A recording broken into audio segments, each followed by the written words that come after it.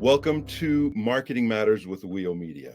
As your host today, I am thrilled to have with us my good friend, JoAn Majors. JoAn, I'm going to embarrass you now so I can talk about you, about all your greatness here. 40 years Yeah, in the dental world, um, yeah. and published over 25 magazine articles, and now on her fifth book.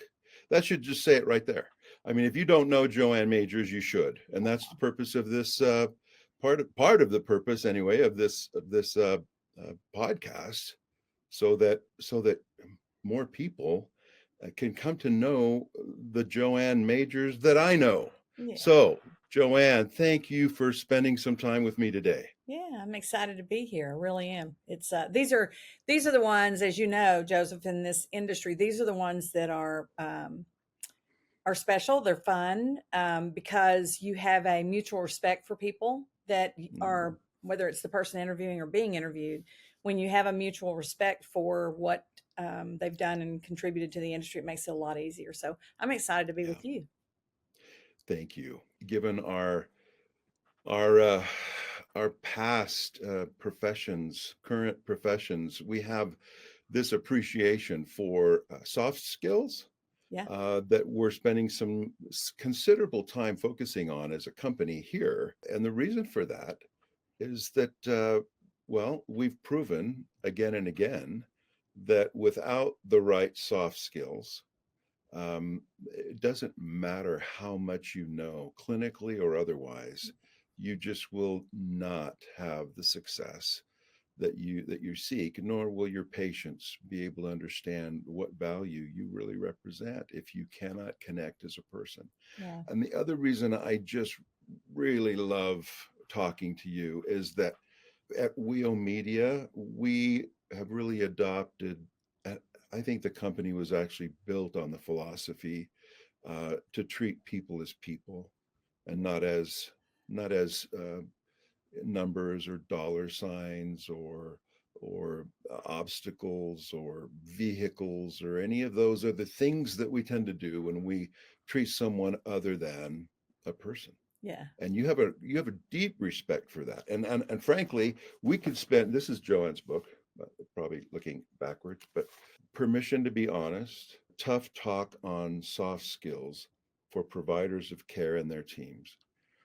Uh, Yeah. JoAn, this is your fifth book, and frankly, I just can't put it down. I just keep thinking, oh, I wish I could have used this when I was coaching and consulting.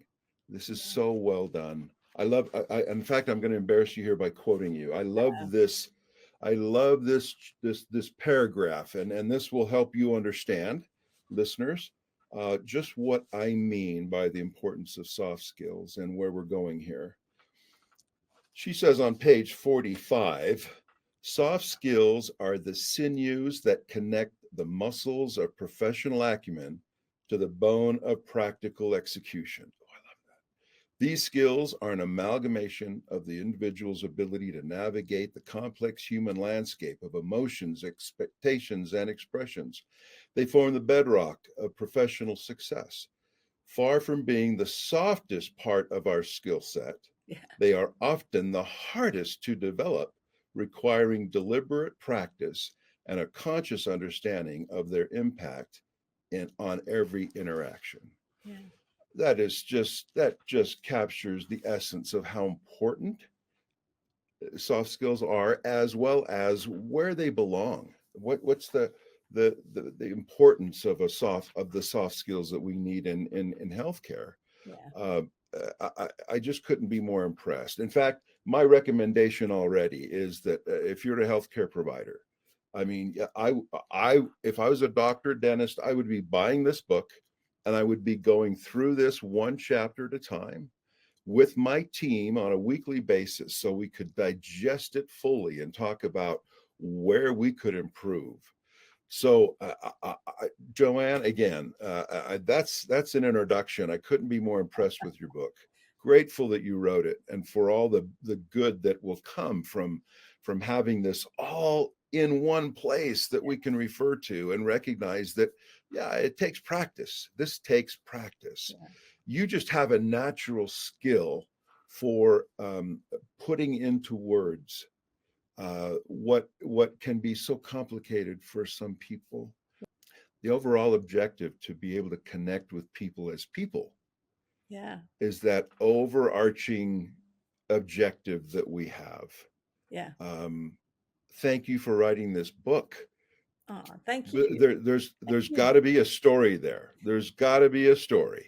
When did you feel like this was the book you needed to write? Has You it been on know, your mind for some time? I started the book in 2019. As some people know, some people may not. November 1st of 2019, I had a mild stroke.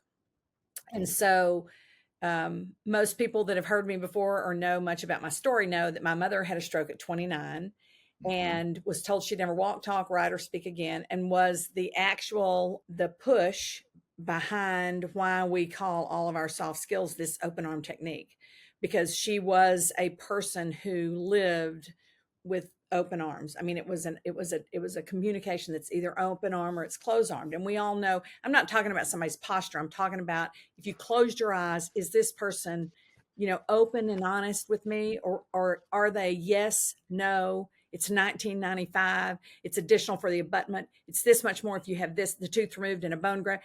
That's transactional. And mm-hmm. we teach transformational communication. And because my mother had gone through this stroke, she did she did come back and was an incredible woman. I mean, as a matter of fact, she was told that she ended up pregnant about a year and a half after her stroke, and was told she should not have this child, that the child would be, ill, medically compromised, just a challenge, a real challenge.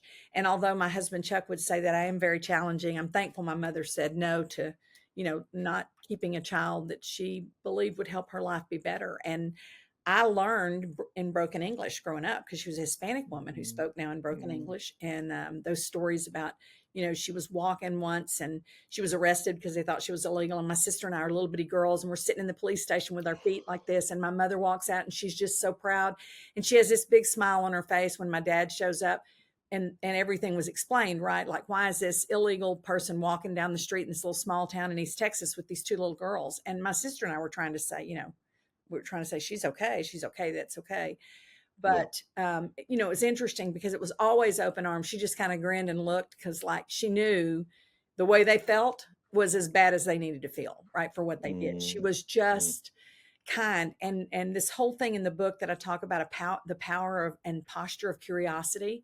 I Yes, think, Joseph, that is where today, if I could say to anybody that wants to move from having a more transactional practice, yes, no, we do this, this is the fee. Are you the yes, no? Are you about the fee? Are you about the plan? Like, who are you as a practice? Or yeah, are you the practice with the experience? And when I think about that, I think that if I could share one or suggest one major change, it's to take a posture of curiosity. Because when you take a posture of curiosity and don't go in judging, you have more opportunities to serve that patient than you ever would if you just shared what you know. Because it's not about what you know until you know right, that's what they want to know. But we think when they say, how much is this, or are you on the plan, that that's what they really want to know, when in reality, they don't know anything else to ask. right, And I think for me, this book started after that incident, because I had a couple of really incredible doctors that took care of me. And it was mm-hmm, just before I got they call it a clot buster, which is 1 in 16 people die when you get this clot buster when you have stroke. And I got hysterical and I said, wait, wait, wait. And I was paralyzed on my right side at that point. My mother was paralyzed on her right side. And the doctor said, I'm going to give you guys a few minutes. And he walked out. He said, we're coming down to the wire. You're going to have to make the decision. We need to do this in the next, 15 or 20 minutes. And I told Chuck, I said, I just don't know if that's right. I don't know that I'm willing to risk 1 in 16. And he said, JoAn, you're going to be paralyzed. He said, do you understand? And so the doctor came back in and he did something so brave, Joseph, in this day and age. He said, can I pray for you both? And I'm telling whoa, you, when this man took my hand and took my husband's hand, and we were both bawling, and the physicians in the room, the nurses, everybody was crying. It was like the great physician was there himself. And I don't like to get off too far in the weeds because, there are people today that would say you shouldn't do that. But what I know is I've lived long enough and I've lived through some things. I can no longer not say it. It's like the gift that I have to share.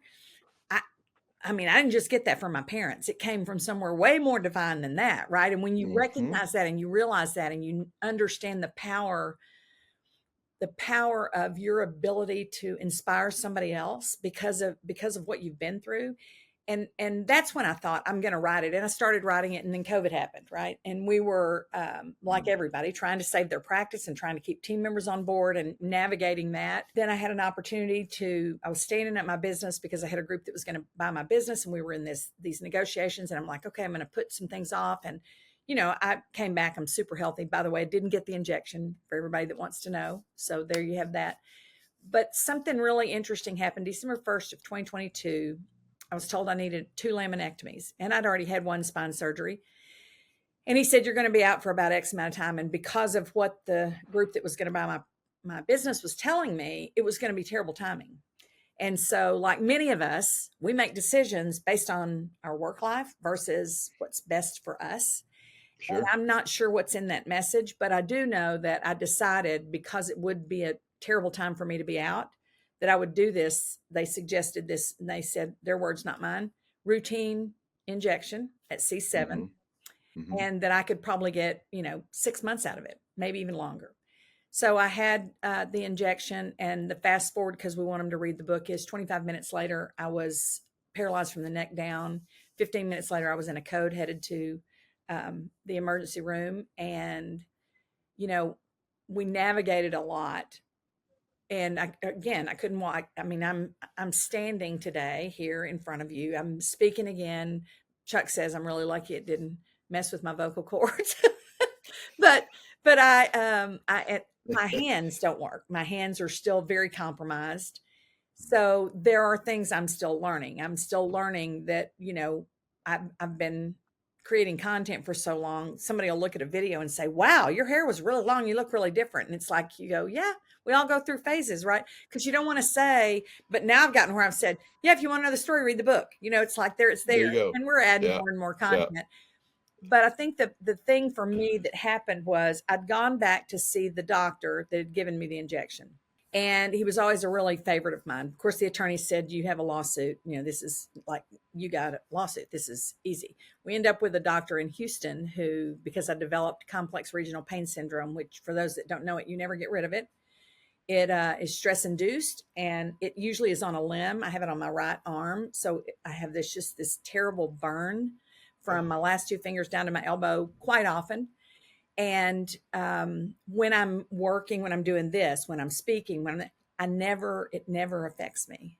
Oh my And I mean, goodness. like, I've proven it to myself, because when I first Right. started doing a few coaching calls, like my event was December 1st of 2022, but Chuck set up a lap desk and everything. And I was in PT and OT. I'm still in PT, and a year and a half later. But Chuck set up this desk, and I started doing some coaching again, because I coached some remote team members. Mm-hmm. And he said, it's interesting when I walk by and you're on one of those coaching calls, you're like, you're lit up. You have life. It is, it's what you love. When I could see my kids and my grandkids, my love language was, acts of service. So I love to cook for everybody. I can't cook anymore. So it's quite different, but I've learned that that's okay too, because, the kids now will say, we'd rather you be in here with us. Let's order pizza, or let's do this. So it's a big shift. But the doctor I saw in Houston, who had some of the same specialties that the doctor who gave me the injection, a pain management specialist, but he had a few more board certifications. Really, really interesting man. And he said to me, JoAn, in this 45 minutes we've been together, you've cried 2 or 3 times every time you talk about him. And he said, I need to tell you that I can help you. He said, one thing about you is, he said, we believe as pain management specialists, we can help anybody who really wants to get better. And he said, I hear that you really want to get better. And he said, you're one of the most accomplished patients I've ever had. He said, you talk about you want to finish this book and you're back in this book. He said, what I believe is that you're going to need to see this guy. He said, you need to see him because you got to start healing inside to get the complete healing you're going to need on the outside. Because, that creates stress when you're angry and you're upset and all that. It all creates stress. we made an appointment, went back, and typical, and this is all in the book. These are the stories. It's interesting. I talk about how this would look in Right. dentistry, right? But as you know, I say this was the scenario that was happening to me, and here's how that looks in dentistry. So now I'm speaking for medical groups as much as I'm speaking in dentistry, because they're like, nobody's saying this, right? That person attached, the people side of our business, whatever it is, the people side of marketing, the people side of the teeth, the people side of the pain, the people side of, the divorce, whatever industry they're in, there's a person attached to whatever that transaction is. And so I think that's the piece that we can do so much more than we ever have. And like nurturing it with curiosity and doing those things with those patients is really how we grow a business that has a culture of curiosity and open arms and love. I mean, I know love is a strong word and not everybody's comfortable with that. So for me, it's very comfortable, because there are very few people that I feel opposite about. There are some I don't want to hang out with, but we all have those people, right? I mean, we have preferences. Sure. But when I went back to this appointment, it was typical medical office, and the pain management office is attached to the hospital. They aren't any longer, but fortunately for me, when this happened, they were still attached to the hospital. So I get in and they said, can I get your driver's license and insurance card? I said, sure. This was like in April, end of March, early April, and my event was December 1st, 2022. And so I hand her the stuff and I'm looking at Chuck. And so then a few minutes later, she said, can I go and collect your copay? And I'm thinking, you really don't know who I am. And I'm Dr. Major's wife, but I'm the one that's got a lawsuit right now that I'm sitting on trying to decide what to do. You probably don't want my money. I mean, you took this money for, anyway, you know that you're already, because in dentistry, we're so far ahead in that aspect. That's the beauty of it. Yeah. It's not that hard. And most team members, especially female team members, want to serve. They want to help. When you start talking about selling big cases and those things, not everybody's comfortable with that. I believe we can do those things by helping somebody get what they really want and they deserve to have. I mean, it's all in our language, right? Again, go back to soft skills. And so it's the way it works. So the lady takes me back and she says, I'm going to stop here and weigh you and get your blood pressure. And I said, okay. So then she takes me back. Another nurse comes in and says, I want to review your health history. Are you taking any new medications, or what medications are you taking? And I looked over at Chuck and Chuck looked at me. And fortunately I could see him, and he was sitting, like she was sitting here and he was sitting here. So I was looking at both of them. And he said, I said, I'm only taking I'm not taking any of the medications that they took me off of because they thought it was my fault that I bled out in my spinal cord. And no curiosity. She said, okay, well, can I just list them? And I'm thinking, you missed that, right? It's I lobbed her a big old ball and she just let it go right past.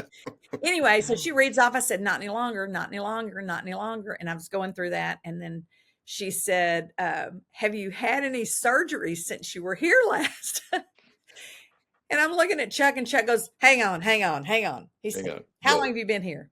And she said, 3 months. He said, I'm going to need you to do us a favor. My big Texas lover. He said, I'm going to need you to step outside, find the doctor, and get caught up before you have any more conversation with her. Because he said, I'm just trying to help you right now. And so he leaves, and he comes in, and he's real sheepish. And again, one of my favorite providers ever. Yeah. Sits on the stool, and he comes over to me, and he took my hand, and he said, how are you doing? And I said, do I have permission to be honest with you? And he said, of course. And I said, can I tell you how today would have gone if you'd been coming to our office and you'd been injured, life-threatening injury, and you wanted things to go well? He said, sure. And I said, in the morning huddle, we would have said, don't ask for insurance. Don't ask for a dime. All you do is say, you look great and you're walking. This is incredible. We were talking about you this morning. He can't wait to see you. As a matter of fact, they're going to take you straight back because he can't wait to see you. And then you'd have been the first person I saw. I said, but instead of putting me through this pain of all this, and then I get here and there's this, like this lawsuit is looming over both of us. And I said, it's a problem. And I said, the doctor in Houston said, you got to see this guy because you're so affected by this. I said, you were the last person I saw, and you were the first face I saw when I woke up. And I said, I care about you. I care about your family. And I said, I'm so angry that this went this way. And he said the thing that made me go home and finish the book in 6 weeks. He said, JoAn, I'd love to do that, but they don't work for me. So here's my message to all the associate doctors, to the groups, to the DSOs, to anybody who's not a practice owner. You know, my thing is ownership is optional, but leadership is not optional, because it's your license that you're going to lose because of Right. somebody else's communication. So Yep. if your license matters, then the way your patients are treated in that patient experience should matter to you. And You if you bet. don't like what you're getting, then be the leader that you need to be. Ask them to be honest about what you see and how you'd want it to be, and share that information. And I said, I'm going to finish the book. And so what I did was, as you know, I have an online library that's got, I don't know, 90 to 100 units and 100 and something articles. And so what I did was I wrote a big idea statement. The patient experience will not be, the patient experience will not be exceptional, and where it could be without A, moving from transactional to transformational, or Hmm. B, using words and questions to meet them where they are, or C, understanding the dynamics that your team has on the care. And then what I did, I went in my platform and I pulled out chunks of content and I put it where it fit under that. So really, somebody said to me the other day, they said, wow, I got all 40 years in one book. I don't have to read anything else of yours. And I said, yeah, you don't, but you know, there's more, because that's the thing about somebody who creates Oh, content. You just keep creating more. But there's a lot more. you know, Yes, that's there is. really, that's what happened to me. And that's why, you know, those are the speaking gigs that I get. And you know, my background is really niched a lot in implant dentistry, because I've done so much in implant dentistry because of the Mish Institute. Sure, sure. But the lady that cuts my hair said to me the other day, she said, you know, I read this book and I think this was my favorite. She said, I really like the implant book, but I like this one best. And she said, you always say that it's, you know, about dentistry, but it's really not. It's really about marketing. It really is marketing and customer Oh, service. it is. And It that's how is. you, that's why it resonates so well for you, because, Yep, you know, yep. that's really near and dear to your heart. Because ultimately, everything we do that touches the life of a person is marketing. Yeah. It's It either good isn't or bad. something we delegate, be either good or bad. Yeah. It's not something we can delegate entirely. It's something we can get help with, but it's something that we all have a responsibility for. Yeah. You reminded me when you were talking, you reminded me of another section in your book that I loved. And I saw this so much, and it's still very prevalent in dentistry, definitely in medicine. But uh, this every time you quote a fee or confirm that you do or do not take someone's insurance, that's what you become about. You become that fee. Yeah. And they don't And do we anything step in it. We about it. step in it every time, don't we? Exactly They right. just step in it. And as soon as you answer that question, Yeah. now you are that fee. And you've ruined the potential for a great conversation or a great relationship Or your centered next around how you potential, can help them. your next potential amazing patient who repeats and refers. You know, I mean, it's like we don't know who's on the other end of the phone. And I think that for me, it's this posture of curiosity. Would you agree? Yeah, yeah, yeah. I think for me that it's like you got to get this. I'm talking about a posture of curiosity. You really like have to get this. Team members, doctors, if you're listening, mark this spot, come back and bring your team members to this, because this is where the rubber meets the road. We talk regularly about somebody who called our practice. This is one example, but it's one of my favorite examples. We were a fee for service practice. The last practice that we bought from a gentleman who had a great reputation, was a really great dentist. He was on 32 plans. And Chuck said, I want to put all that we've taught for these years to the test. I want to be off all those plans within a year. I said, okay. So we were off all but 2 within 6 months. And we stayed on the one for Texas A&M University, which is Delta Dental. And we stayed on the one for the hospital, which was just down the street in the same block with us, the Cigna. The rest of them, we were off in 6 months, and we had a plan and we rolled out the plan. And it's why I love Gary Takis and what he does with, you know, becoming less insurance dependent. We're really aligned on that. And we began to make this change and this shift. And they learned quickly, because of the way that we do our online learning. You know, nobody answers the phone in any of our practices until they've been through those modules. They just don't. I know people come from places and I've been in this 20 years. I've been in 10, I've been in 2. I know they know how to answer the phone. That's not the point. Do they know how to be curious, and do they know what to ask to be engaging? That's the point. The point is not that I'm the only one that knows how to answer phones. I'm definitely not. There's some amazing people out there. But if your system is not producing the new patients that you think you deserve, then I'm just going to ask you to consider using this system. This is just one of the systems. It's like after COVID, when we had to get away from everything cancellation and go strictly to, we built the an open chair fee system, how to put it in the reminders, how to put it here, how to put, and all of a sudden patients were curious and they'd say, what do you mean open chair fee, right? And that's all we needed. We just needed them to be curious. So we could say, it's a real problem when we don't have a patient in the chair because she only sees one patient at a time. He only sees one patient at a time. All those things are about building that curiosity. When you say yes, no, or a fee, there is no curiosity in that. That's a transaction. It's a transaction. Do you do this? Yes, no. How much is this? This. That's a transaction. And if you want to go to a more transformational service and experience, you've got to lean in and ask some questions. And this patient said, do you take Medicaid? And the ladies knew, like they would say, you have ears like an elephant. Like if I ever heard them say no or yes and hang up the phone, I would run to the front and say, what was that? And then they knew. I could be in the other, way back in the back treatment room. They're like, how do you hear that? I said, because we just don't say yes and no. And so the lady said, yes, I need to know if you take Medicaid. And she said, well, that's a great question. She said, again, my name's Ashley. I didn't catch your name. And she said, oh, well, my name's Renee. And she said, well, Renee, tell me a little bit more about what you need, and I'll see if I can help you get there. Because our thing was, they may not be somebody who will come to us, but they know people who they could say, go there because they were so nice. And it happened all the time to us. That's how we built our practice. They'd say, y'all were so nice to me. And, you didn't do this, but you found me an office. It really matters. And so anyway, Ashley began to talk to her and she said, well, I have 3 children with me that my son has, my daughter-in-law was incarcerated and my son is in rehab. So we've taken responsibility for these 3 children, at least for a short time. And she said, they have Medicaid. And she said, I really want to get them checked out. One of them's got a dark spot on one of the teeth, but she said, they seem pretty healthy, but it's summer and I'd like to get them checked out. And she said, oh, okay. And she said, how did you happen to hear about Dr. Majors? And she said, oh, his wife bought an RV from me. And she said, oh, right. She's not calling from a number that she recognized. She's not in our system. Had bought an RV from them. And she said, they were just so nice. I thought I'd call and ask. And they had referred us a lot of business, but it didn't come up the same on the caller ID. So she starts talking to her and she said, no, ma'am. She said, we actually are not a Medicaid provider. She said, let me see what I can do. I know that Dr. Majors will want us to take great care of you. And she said, let me see. She went through this thing before it was over with. She said, you know what, Ashley? Will he see the kids? Can I just bring them there and just pay you? This is 5 or 6 minutes invested in a phone call that turned out to be, $400 or $500 and 3 appointments for the hygienist.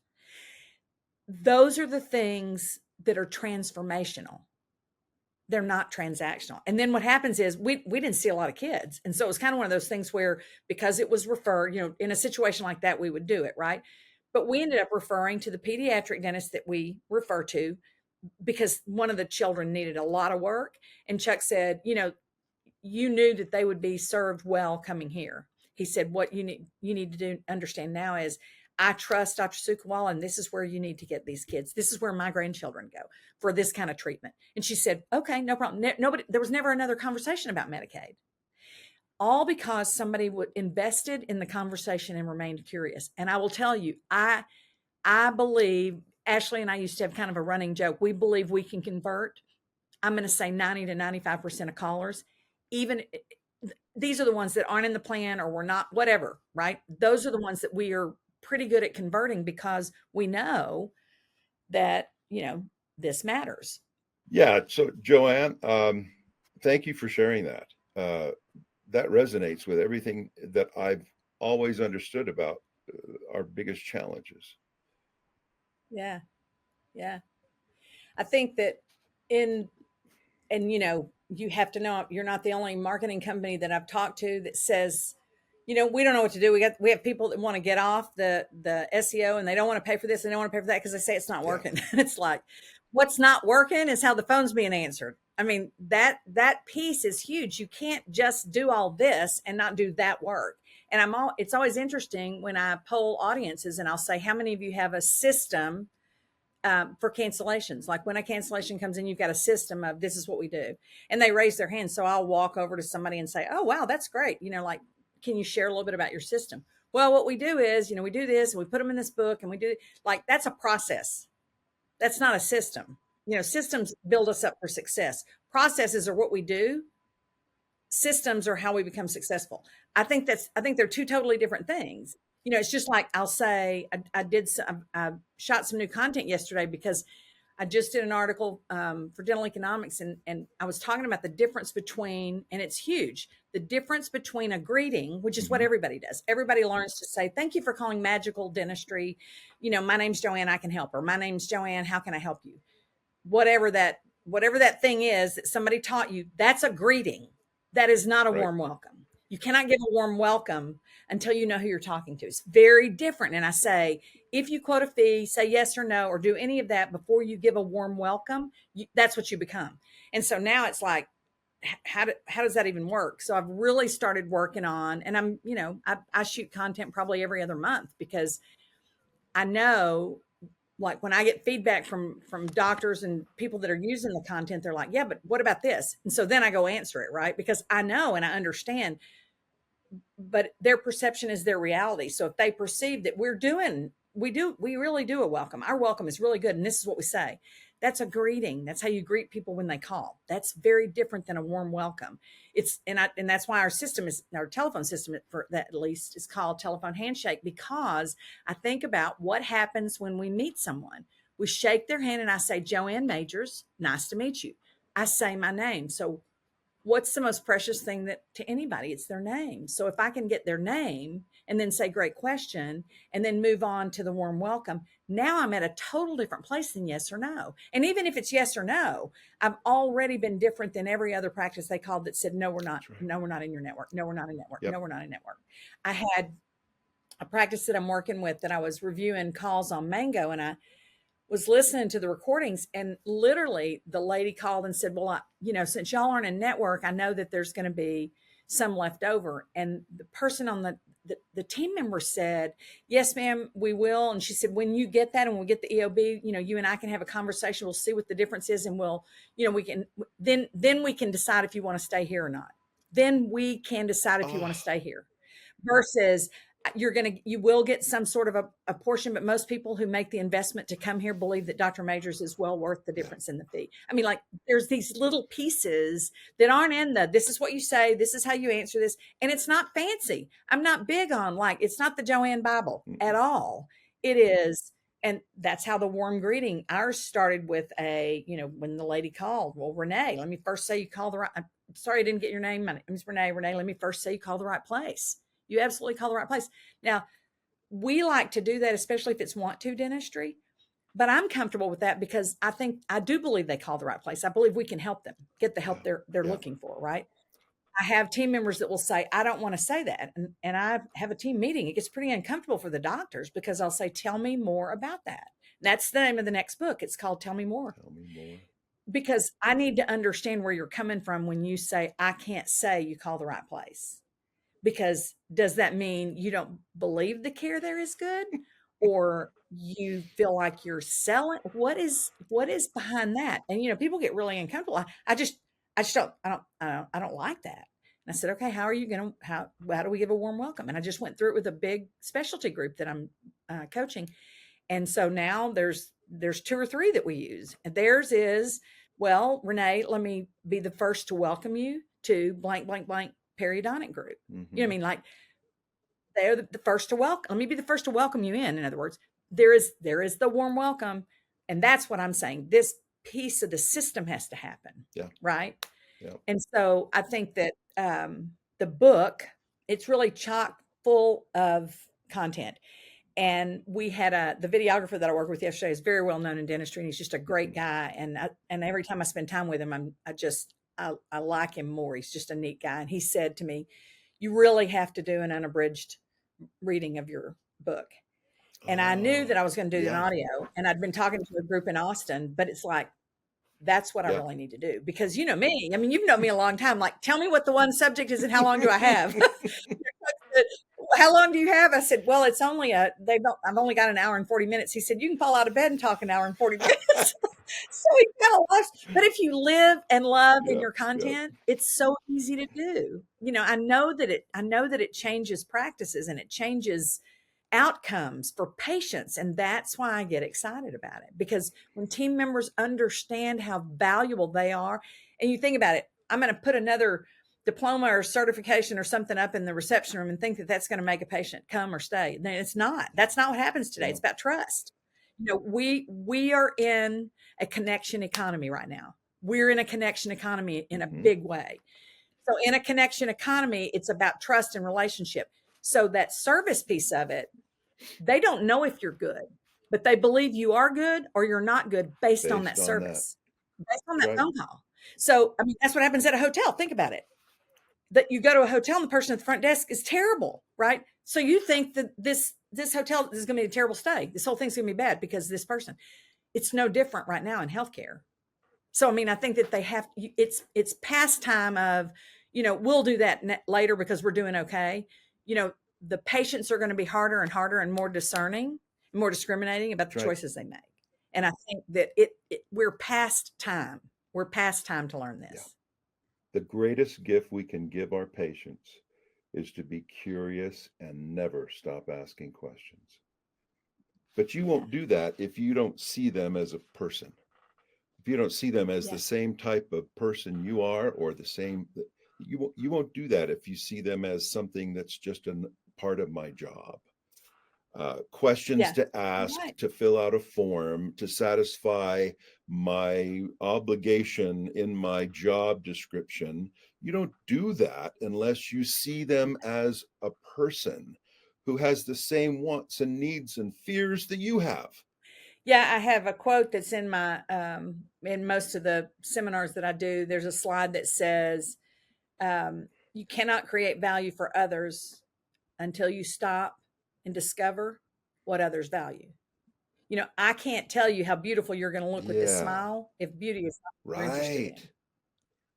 And I always think about it like I'm probably on my like seventh Infinity. I love Infinities. I mean, I've driven them for a long time when nobody else drove them, and now there are a lot of places. But I've always really, really loved them. And I had great service. And so they had a big turnover at the Infinity dealership I'd gone to for years. And I went in and said, I think I'm ready to change from an SUV. My son, is not home anymore. I'm not hauling around hockey bags, and I'd rather have something better on gas, whatever. And I said, I tell you, it's really important to me I said, I'm geographically challenged. So the GPS is going to be it. That's going to be the big thing for me. And I want to be able to not have to touch any buttons or anything. I want, I want it to be easy to talk to her to give me direction. They were like, and this guy was like, okay. And he said, I've got a couple of them in the sedan, the four-door, two-door, four-door, when he went through things. So he takes me out there and starts talking to me about these alloy wheels and the low profile, and he's telling me about the wheels. And then he tells me, check this out. And he opens the hood and starts talking to me about the engine. And I think about this with dentistry. Think about this with my experience coming back to this doctor. Then when we get inside, he said, now I want to show you something. He said, this massage, watch this. Well, I mean, I've had spine issues forever. So it's like, I'm going to pass on the massage, So before it's over with, I end up literally sitting in the car, thought the car was pretty nice. And I said, I didn't realize they'd gone up that much. I said, I think this is a little rich for my blood right now. What do patients say when you lose them with your pontification on the occlusion and why that matters? What do they say? They say, wow, that's too expensive, because they know then you'll shut up. You're not going to be curious. You're not going to dig in. You're not going to say, tell me more about that. Help me understand what you mean. It's too expensive today. Or you have some other things going on. Like, I want people to ask questions, and I always say it's to engage. It's never to embarrass. It's to engage. Whatever we do, the mystery shopper is not to embarrass. It's to engage. That's why we don't play the recordings out loud. That's why we don't tell them who did it. And most of the time I don't even do it anymore, because I'd have a doctor come to me and say, I want to know. And I don't. But when you think about this, this guy was so sold on this car, and it didn't work. I go to another dealership, this is a true story, 50 minutes away. And the guy says, you have a color in mind? I said, yeah, I like black. And he said, does the interior matter? And I said, no. He said, okay. He said, I've got one that I think you'll be interested in. He said, it's actually 6 inches longer. It's the X whatever L. I don't even know what the model is, right? But he said, I think you'll really love it. I got in. He said, now let me show you how this GPS works. Go ahead and start it right there. I mean, where did I buy the car? Bought it from the guy that sold me a GPS. It was expensive GPS. That's what Chuck always says. They're really expensive GPS. But we have to pay attention to Yeah. what they're saying. Yeah. And it's that's open arms, open arm, curiosity, like there is nothing greater if you really want to serve people at a high level, take the judgment out of it, and it's funny when I hear team members say, "Oh yeah, they're good. We use this company and the phone rings all the time." And it interrupts me all the time. And I think, whew, don't tell the doctor that's an interruption because like they're paying a lot of money Yeah. for those Yeah. interruptions, And I mean, but that's perception is reality. It's an interruption because, they're a fee for service practice, this particular one that wasn't on any plans and they had no understanding of how to create value for that practice, the care, the doctor, the experience. They don't know how to do that. No. And I think that's in a connection economy, It that's will what make all matters. the difference in the world. All the difference. Yeah. JoAn, thank you so much for. How can we contact you if, as listeners want to know more about what you can offer besides buying the book that's now on Amazon, Permission to Be Honest? Yeah. How can they get in touch with you? I love speaking to study clubs and groups, and I do workshops with Sure. practices now. I haven't done them for a long time, but I really enjoy doing that and just getting down and learning the work. And they can reach out to me at JoAn Majors, and it does look like Joan. It's got one N, JoAn at JoAnMajors.com, and that's how you get directly to me. And then we can hook them up with whatever they're looking for if we can help. And if we're not the ones to help, we definitely know who to refer them to. Wonderful. What a pleasure having this time with you. Thank you so much for all the pearls. And Yes, good. thank you for your contribution to this great industry.